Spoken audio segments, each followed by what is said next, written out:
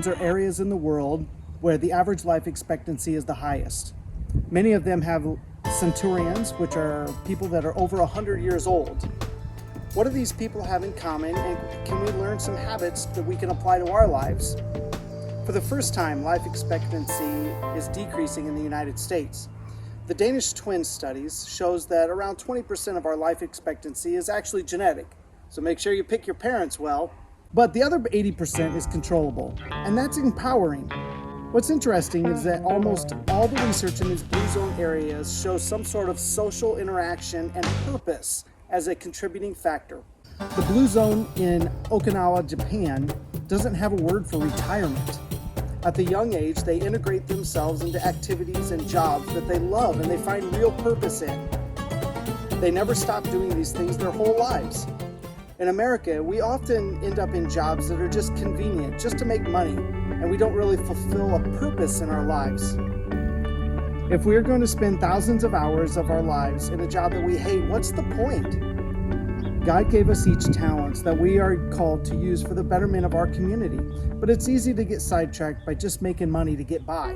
Research with the Johnson Foundation says that 20 years ago, most people had about 3 best friends. And now that's down to 1.5 best friends. I'm still looking for that half a friend. As an American, life expectancy has gone down. There are other things that we can learn from the blue zone communities to live longer. Our mental state becomes as important as our physical state as we get older. In the world of technology, we are continually integrating into a virtual world more and more. In online communities, we're interacting as avatars with ourselves. But never a substitute for true community. Our authentic self is truer in person. Social media can be a good supplement, but never a substitute for true community. As Reverend Bradley Burroughs says, if we are only interacting with online communities, then we're missing out on a deeper love and intimacy with others. The church says community is why we were created.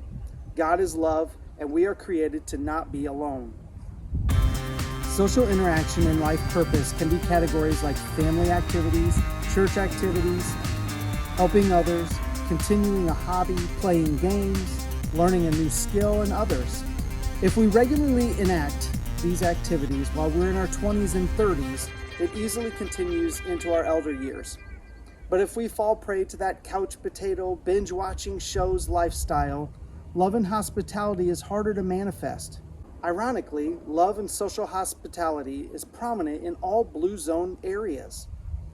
As Christians, we are to be loving neighbors, and it seems so obvious, but we don't always have the energy to do it. In the blue zone area of Icaria, Greece, the way of living is not what can I get from everyone around me, but what can I give? Don't take life too seriously and have fun. So let's not forget to call a loved one, send a text of encouragement, explore a more fulfilling job, meet friends for dinner, play some cards with our buds, go to church, help out a neighbor, play some basketball.